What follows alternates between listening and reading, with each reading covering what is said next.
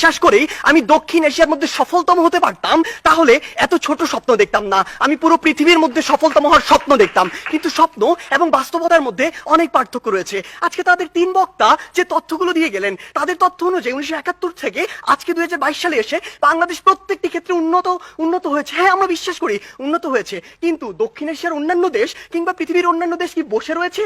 বিজ্ঞ বিষয়ক মন্ডলী একটু লক্ষ্য করুন, 2020 সালের তথ্য মতে বাংলাদেশের যে অর্থনীতি, এটি হচ্ছে বিশ্বের 35তম বড় অর্থনীতির দেশ, যেটা 2035 সালে গিয়ে হবে বিশ্বের 25তম বড় অর্থনীতির দেশ। বাংলাদেশের উন্নতি হচ্ছে, হবে। আপনি যদি ভারতের দিকে তাকান, ভারত বর্তমানে বিশ্বের 7ম বড় অর্থনীতির দেশ, 2035 সালে গিয়ে ভারত হবে বিশ্বের 3য় বড় অর্থনীতির দেশ। ভারত আপনার দিকে তাকিয়ে বসে রয়েছে না, দক্ষিণ এশিয়ার অন্যান্য দেশ বসে থাকছে না, পৃথিবীর অন্যান্য দেশগুলো বসে থাকছে না।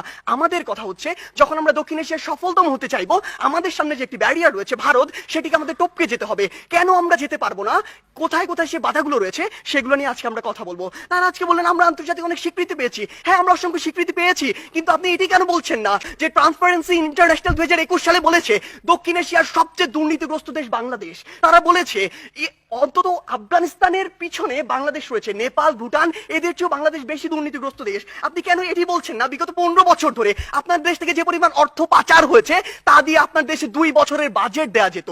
আমাদের সমস্যাগুলো এই জায়গায়। আপনি শিক্ষা নিয়ে কথা বলছেন, বাংলাদেশের শিক্ষা খাত যদি লক্ষ্য করুন, পৃথিবীর কোন মধ্যম আয়ের দেশ, স্বল্প উন্নত দেশ কিংবা উন্নত দেশে জিডিপির মাত্র 2% শিক্ষা খাতে বরাদ্দ দেওয়া হয় না, বাংলাদেশে মাত্র 2% দেওয়া হয়। শুনে অবাক হবেন, এই 2%-এর অধিকাংশই চলে যায় আমাদের ওই শিক্ষক, কর্মকর্তা, কর্মচারীদের বেতন দিতে। আপনি যদি লক্ষ্য করুন যে আজকে কেন ভারত আপনার চেয়ে এগিয়ে থাকবে, আজকে এই পজিশন দাঁড়িয়ে পৃথিবীর যত মাল্টিন্যাশনাল কোম্পানি রয়েছে তাদের যদি একটি তালিকা করেন, সেরা 10টির অন্তত 9টি পাবেন যেখানে ভারতের যারা রয়েছে তারা সিইও, কিন্তু বাংলাদেশের একটিও পাননি, আগামী 10 বছরেও পাবেন না। এই ক্ষেত্রে গুরুত্বপূর্ণ কিছু কথা রয়েছে যেগুলো আপনারা উপেক্ষা করে যাচ্ছেন।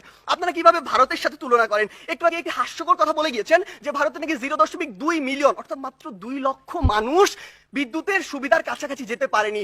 আপনি একবার চিন্তা করেছেন ভারতের জনসংখ্যা কত? 130 কোটি জনসংখ্যার একটি দেশ, আর আপনি 17 কোটি জনসংখ্যা নিয়ে ভারতের সাথে তুলনা করছেন। আপনি যদি 17কে 130-এর সাথে তুলনা করে সে অনুযায়ী গুণ করতেন, তাহলে দেখবেন ভারত আপনার চেয়ে অবশ্যই এগিয়ে রয়েছে।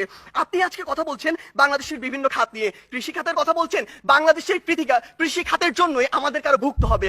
বাংলাদেশের কৃষি খাতে আপনি এই জরিপে আর আপনার এই পরিসংখ্যানে যা দেখাচ্ছেন, কৃষকের কাছে যান সেটি দেখতে পাবেন না। কৃষক আজকে তার ধানে আগুন পর্যন্ত লাগিয়ে দেয়। আজকে কি হয়েছে? আজকে হয়েছে যে পুরো বাংলাদেশের যে হাসপাতালের যে সিস্টেম, স্বাস্থ্য খাত, এটি 8 থেকে 10টি কোম্পানির হাতে, মানুষের হাতে জিম্মি রয়েছে। এটি থেকে বের হয়ে আসতে হবে। আজকে আমাদের ঢাকা শহর কেন্দ্রিক সবকিছু সেন্ট্রালাইজড হয়ে গিয়েছে, এখান থেকে ডিসেন্ট্রালাইজ করতে হবে। ঢাকা শহর পৃথিবীর বসবাসের অনুপযোগী শহরদের মধ্যে অন্যতম। এই অন্যতম হওয়ার যে কারণটি, এই অন্যতম কারণটি হচ্ছে এটি। আমাদেরকে এই জায়গাগুলোতে কাজ করতে হবে। আপনি ডেল্টা প্লেনের কথা বলছেন, আপনি প্যারিস চুক্তির কথা বলছেন। এই প্যারিস চুক্তি থেকে যেমনটি ট্রাম্প করেছিল, যখন ইচ্ছা তাদের স্বার্থ থাকবে না, বের হয়ে যাবে। আপনাকে আপনাদের নিজের স্বার্থ দেখতে হবে। আপনি দেখবেন ওই কাটাগোনা প্রোটোকল চালু হয়েছিল ঠিকই, যুক্তরাষ্ট্র মনে করেছে যে পরিমাণ কার্বন নিঃসরণের লিমিট দেওয়া হয়েছে সেটা তার পক্ষে মানা সম্ভব না, সে বের হয়ে গিয়েছে। তারা সেইটুকুই লক্ষ্য করবে। তাই মাননীয় বিচারক মন্ডলী, আমরা বিশ্বাস করি বাংলাদেশ অবশ্যই সফলতম একদিন রাষ্ট্র হবে, সেটি আমরা স্বপ্ন দেখি, কিন্তু 21 শতাব্দীর মধ্যে এটি সম্ভব নয়। যখন আমাদের সামনে ভারত রয়েছে, সম্ভব হবে যদি আমরা যে সীমাবদ্ধ ক্ষেত্রগুলো দেখিয়েছি সেগুলোতে কাজ করতে পারি। আমরা প্রত্যাশা করি কোনো একদিন আমাদের প্রজন্ম বাংলাদেশকে সফলতম রাষ্ট্র হিসেবে দেখবে। ধন্যবাদ বিজ্ঞ বিচারক মন্ডলী।